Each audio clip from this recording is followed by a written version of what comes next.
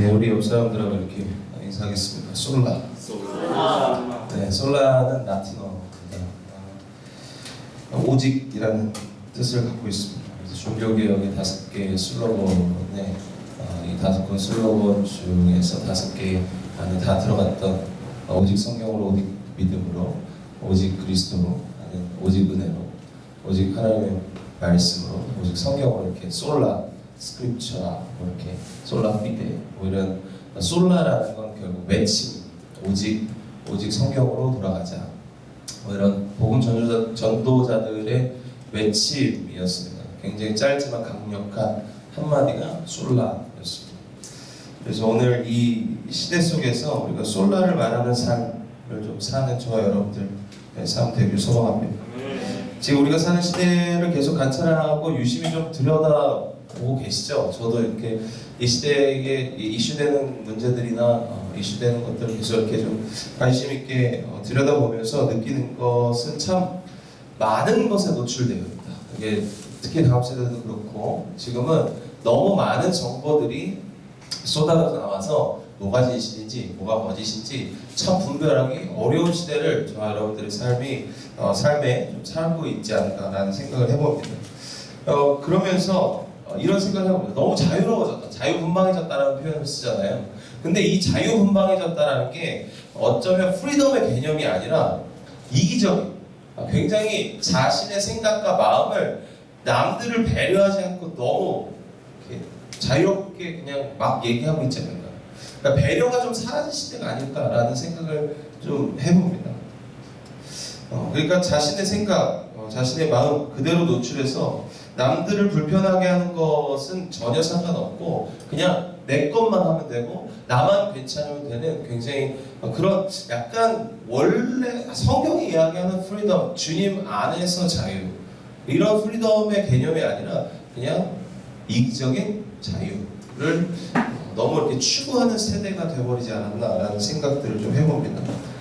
지금 뭐 차별법 법안 상정뿐만 아니라 동성애 퀴어 축제, 뭐 소수를 이야기하면서 다수를 굉장히 불편하게 하는 그런 부분들도 마찬가지로 어쩌면 프리덤을 외치지만 그들은 프리덤을 외치지만 그 프리덤은 다수들을 굉장히 불편하게 하는 프리덤이 과연 진정한 예수 그리스도가 이야기하는 프리덤일까? 자유일까? 라는 생각을 한번 해봅니다. 그러면서 지금은 어쩌면 이런 자신들의 자유를 이야기하면서 그것을 법안으로 상정시키고 뭐 종교적인 그런 외침을 전혀 하지 못하게 하는, 어쩌면 캐톨릭 교황청이 타락했던 시대와 비슷한 시대가 아닐까라는 생각을 해봅니다. 자기 멋대로 성경을 해석하고 그걸로 자기 이익을 추구하고 자신들이 하고자 하는 것을 성경에 빗대어서 이야기하는 그런 시대이지 않을까라는 생각을 해봅니다. 저는 이럴 때일수록 우리 교회 또 기독교 더 실제적으로 우리 성도들이 어떤 태도를 취해야 할까, 어떤 태도를 가져야 할까, 이것이 사실 저에게는 가장 이슈입니다. 말하자면 저의 삶의 이슈는 그럼 우리는 어떤 태도를 가져야 할까, 이런 분별 없이 뭐가 거짓이고 뭐가 진실인지도 모르겠고 너무 자신들의 이야기만 하는 이런 시대 속에서 우리는 과연 성도로서 아니면 교회로서 기독교의 입장을 어떤 태도를 취해야 될 것인가 라는 생각을 좀 해봅니다.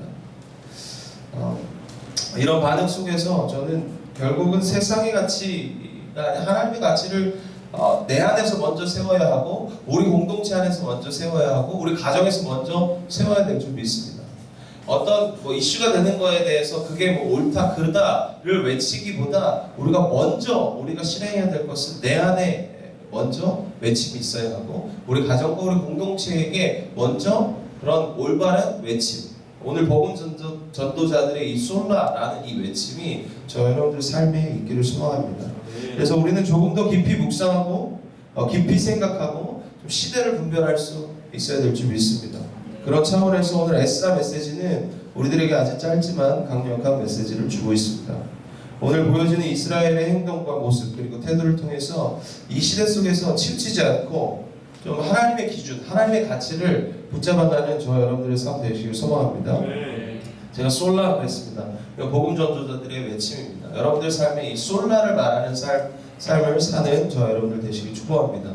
이 솔라라는 거 마틴 루터가 500년 전, 지금은 이제 종교교육 503주년이라고 얘기하거든요. 500년이 3년 2017년에 3년 전이었고, 제가 이제 영상을 제가 미처 얘기 못했는데, 제가 2011년에 신대원 1학년 다니면서 이 종교개혁을 맞아 95개 조항, 이 마틴 루터가 캐톨릭 부패한 캐톨릭 교황청에 95개 조항을 성당, 말하자면 캐톨릭 대문에 막 붙이고 다녔습니다. 그리고 어떤 것이 이 교황청이 잘못됐는지를 이 마틴 루터라는 신부였죠. 마틴 루터라는 이 신부, 목사님이죠. 목사님이 외치고 다녔던, 그게 이제 종교개혁이 시작된 겁니다. 그래서 마틴 루터 이 종교개혁에서 그러면 이 시대가 우리가 무엇이 종교개혁을 해야 될 것인가를 이야기하면서 제가 2011년에 CBS 인터뷰에 제가 나옵니다. 제가 옛날에 2011년에 굉장히 턱선이 보이고 굉장히 이런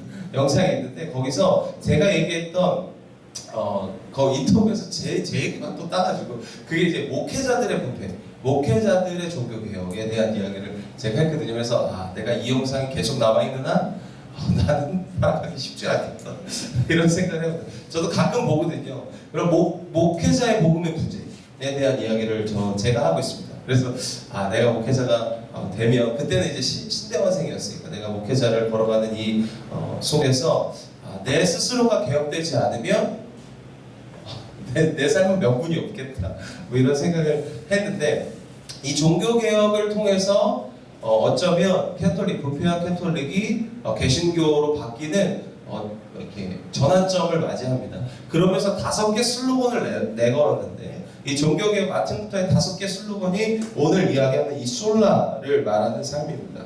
이 솔라는 결국 본질로 돌아가자, 핵심으로 다시 돌아가자라는 뜻으로, 가정의 본질, 교회의 본질, 정치의 본질, 사업의 본질, 우리가 언제나 이렇게 본질로 돌아가야 될 줄 믿습니다. 그래서 오늘 5가지 슬로건 중에 3가지, 오늘 에스라에서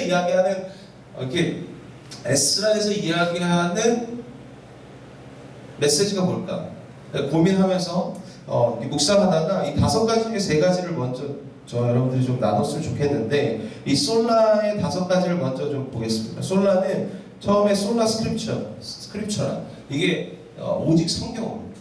왜 그러냐면 종교개혁 때 교황청에서 신부들만, 그러니까 라틴어를 공부한 고급 학력들만 성경을 읽을 수 있었습니다. 그러다 보니까 서민들은 성경을 몰라요. 그냥 신부들이 가르쳐주는, 교황청에서 가르쳐주는 지침대로만 살 수밖에 없었습니다.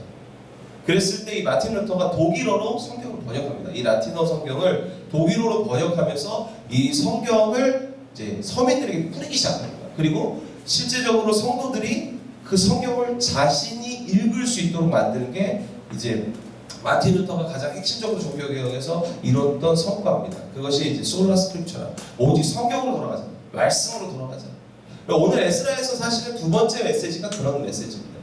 우리가 오직 모든 것이 무너졌을 때, 위기의 순간에, 분별할 수 없을 때, 어렵고 처참한 상황 속에서 우리가 본질로 다시 돌아가는, 하나님의 말씀으로 다시 돌아가는 삶을 이야기하는 것이 솔라 스크립처, 오직 성경으로 돌아가자. 여러분들이 오직 말씀으로 돌아가시길 축복합니다.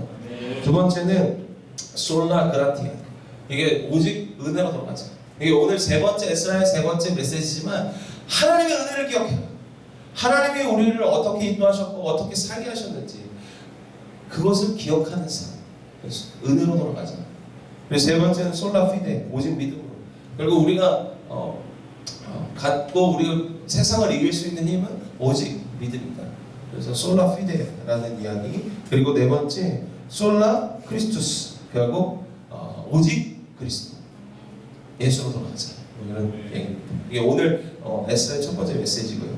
5번째는 솔리데오 글로리아, 이게 뭐냐면 오직 하나님께, 모든 것을, 우리 신앙의 모든 생활은 하나님께 영광 돌리는 삶이다.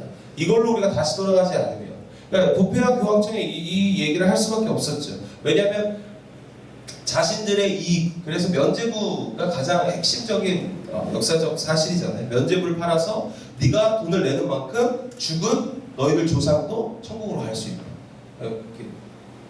그러면서 헌금을 많이 걷었죠. 그리고 지금 이게 바티칸 성당, 성 베드로 성당이라고 하죠. 바티칸 이태리 가면, 로마 나중에 가보시면 거기에 부패한 교황청의 증거물이 여전히 남아 있습니다. 어마어마합니다.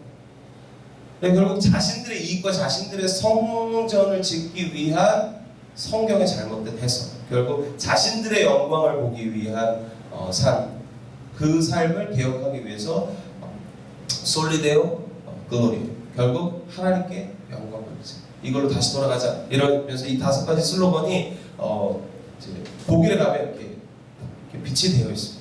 이러면서 종교개혁을 우리가 기념하자, 이 종교개혁의 정신을 우리가 기억하자, 이러면서 이야기합니다. 지금은 사실 어쩌면 한국교회, 한국 기독교가 개혁해야 될 시기인 좀 있습니다. 근데 이 개혁이 단순히 그냥 자신의 정의만 이야기하는 개혁이 아니라, 어쩌면 마틴 루터가 부패한 캐톨릭 교황청에 이야기했던 이 5가지 슬로건처럼 우리가 솔라를 좀 이야기하는, 오직 성경으로, 오직 믿음으로, 오직 말씀으로, 오직 그리스도로, 오직 하나님께 영광으로 돌아가는 저와 여러분들 삶이 되길 소망합니다.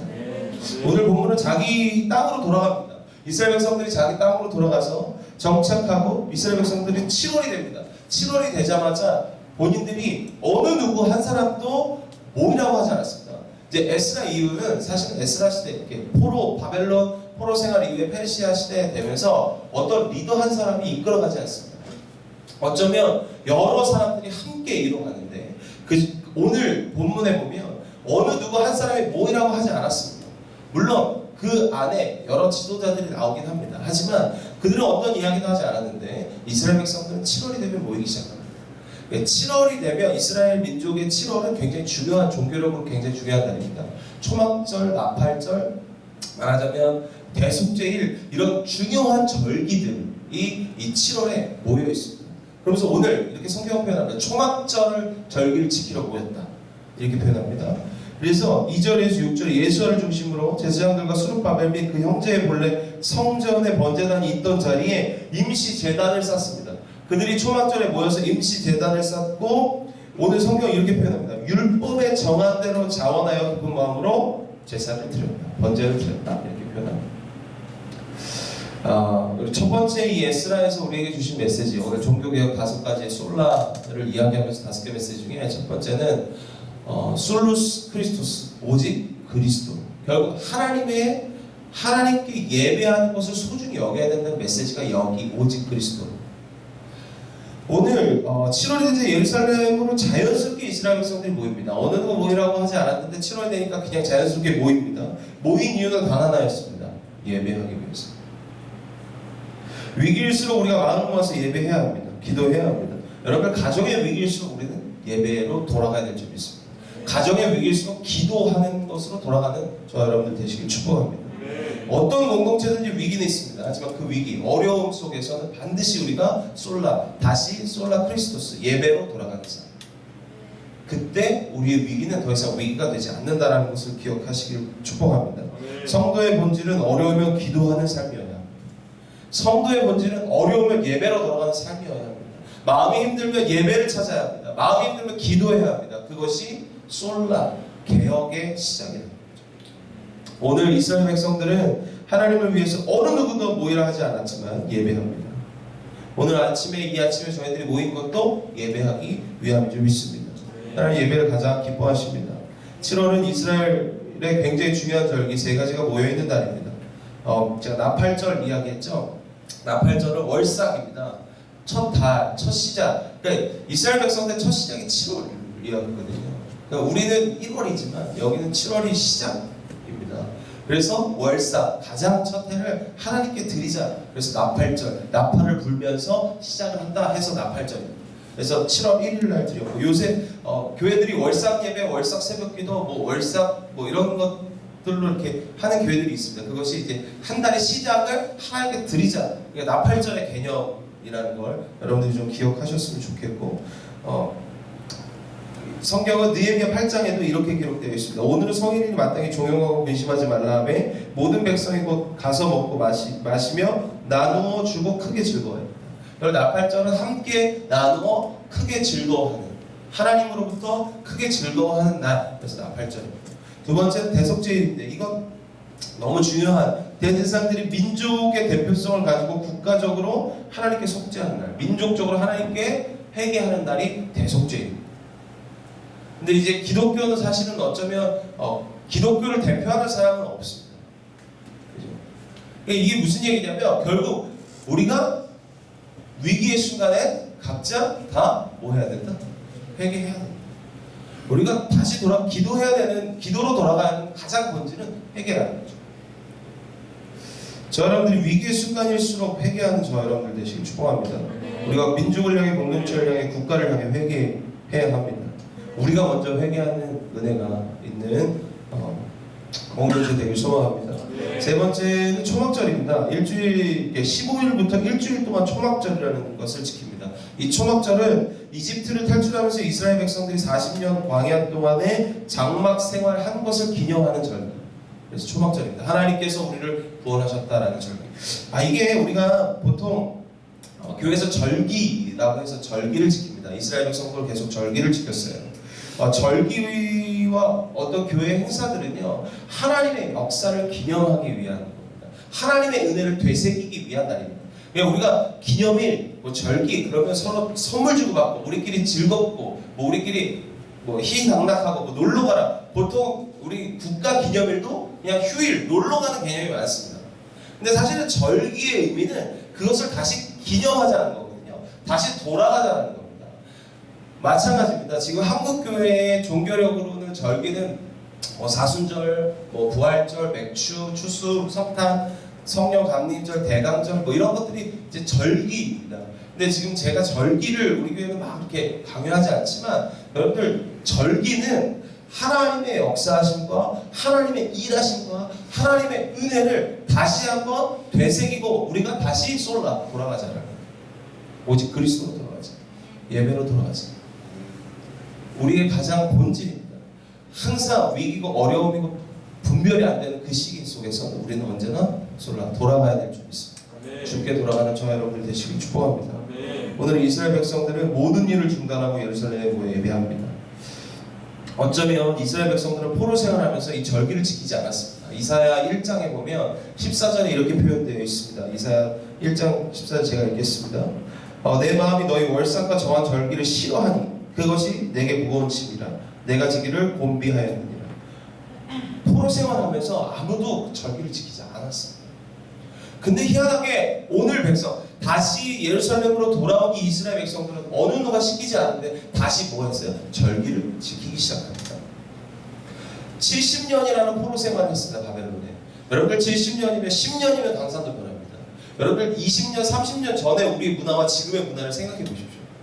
지금의 아이들은 핸드폰을 이렇게 터치를 그냥 핸드폰을 갖고 태어났을 때 저희 오기만 해도 지금 이제 16개월, 17개월 됐는데 터치를 하고 있습니다. 아침에 일어나면 와갖고 핸드폰 제 거 가지고 막 혼자 두들기고 이렇게 두들기다 사진 엄청 찍어놓고 영상 찍어놓고 이러거든요. 벌써 우리 세대, 우리 어렸을 때 이 30년, 40년의 세대, 근데 70년이라는 세대가 지났다라는 거, 모든 문화와 정책, 모든 게 다 바뀌었다는 얘기. 그럼에도 불구하고 그들은 다시 뭘로 돌아간다? 솔라 크리스토스. 예배로 돌아간다. 예배로 행복하게 돌아간다. 결국 우리가 위기의 순간에 아무것도 분별할 수 없는 이 시대, 어려운 시대 속에서 우리가 다시 예배로 회복해야 합니다. 축복합니다. 그래서 저와 여러분들이 어쩌면 지금은 예배를 회복해야 되는 세대, 기도를 회복해야 되는 세대. 그것에 좀 주도할 수 있는 저와 여러분들의 삶 되길 축복합니다. 이게 사람과 사람의 만나면서 기념일을 챙기잖아요. 근데 기념일은 우리가 단순히 선물을 주고받고 하는 날이 아니라 기념일은 그 사람과 사람의 그런 은혜, 만나게 하는 그 기가 막힌 하나님의 계획을 기념하고 우리가 다시 본질로 돌아가자는 거예요. 지금 우리를 점검하자는 겁니다. 절기는요, 우리의 삶을 점검해서 다시 주께 그리스도로 돌아가자. 저 여러분들이 좀 돌아갈 수 있는 은혜가 있길 소망합니다. 그래서 사실은 주일 예배도 중요한 것이고 함께 모여서 예배하는 것이 중요합니다. 이 어려운 시대일수록 우리는 함께 모여서 예배해야 될 줄 믿습니다. 교회가 지키는 절기, 기도회, 이번 주 철야 예배, 이런 예배들은 결국 예배를 소중히 여기는 자를 하나님은 기뻐하십니다. 그래서 우리가 결국 위기 순간에는 예배로 돌아가야 될 줄 믿습니다. 저와 여러분들이 이 예배를 소중히 여기는 솔루스 크리스토스, 오직 그리스도로 돌아가는 저와 여러분들 되시길 축복합니다. 두 번째는 솔라 스크립처, 이게 성경 말씀으로. 여러분, 개혁은 말씀으로부터 돌아가는 겁니다. 오늘 2절에 이렇게 표현되어 있습니다. 2절, 오늘 본문 2절 보겠습니다. 같이 오늘 본문 2절 시작.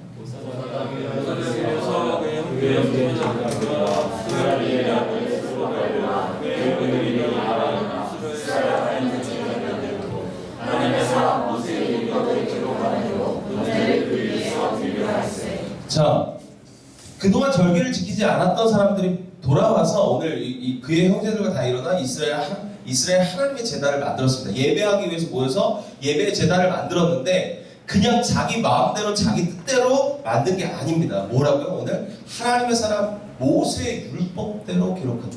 율법에 기록한 대로 이렇게 표현합니다.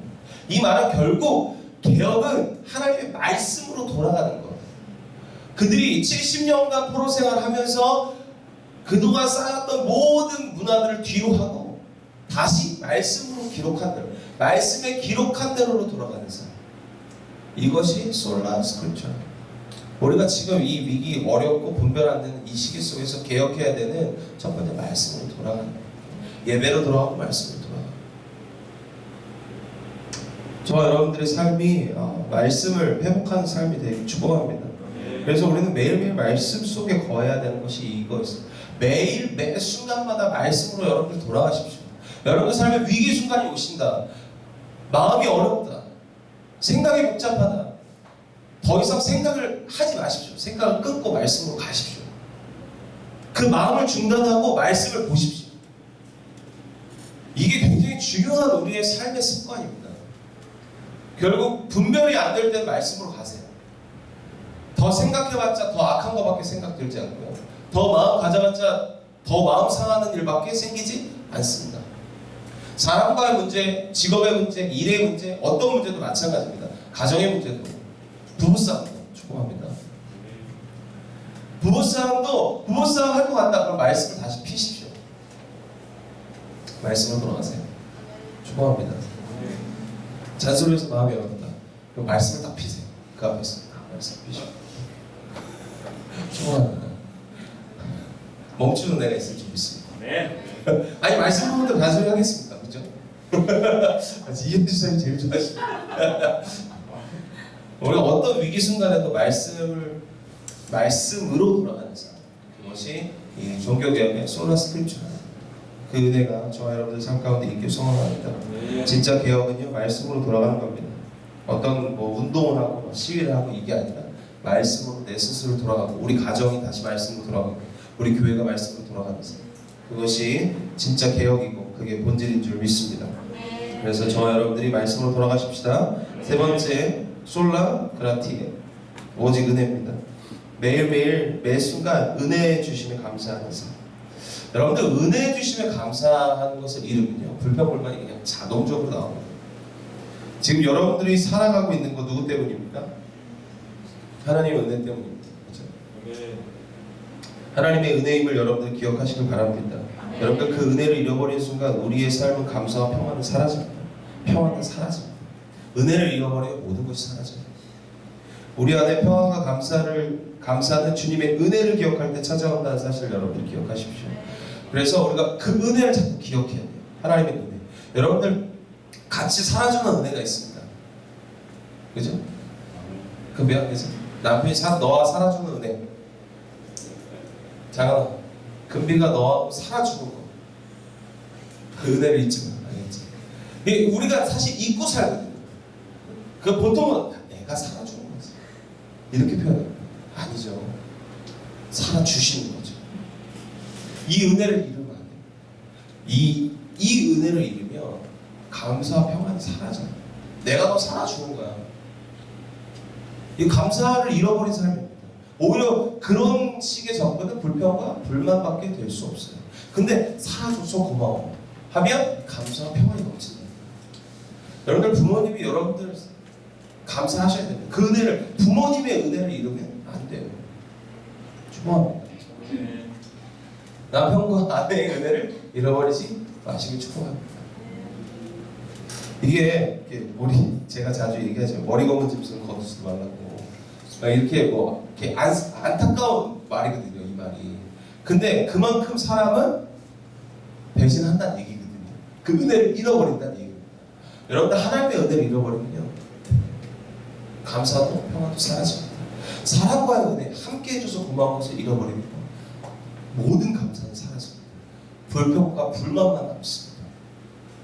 저 여러분들이 짐승도 은혜를 아는데, 그죠? 우리가 그 은혜를 좀 기억하는 삶으로 다시 은혜로 돌아가는 삶. 저 여러분들이 은혜를 기억하는 한 주 되시길 축복합니다. 그래서 이번 한 주는 남편, 아내, 뭐 자녀, 연인, 뭐 형제, 친구에게 꼭 고백하는 한 주 되시길 소망합니다. 이렇게 고백합시다. 당신이 함께하는 은혜입니다. 나와 함께 해줘서 고맙습니다. 이렇게 매일 아시죠? 매일 당신 왜 그래? 뭐 그럴 거야.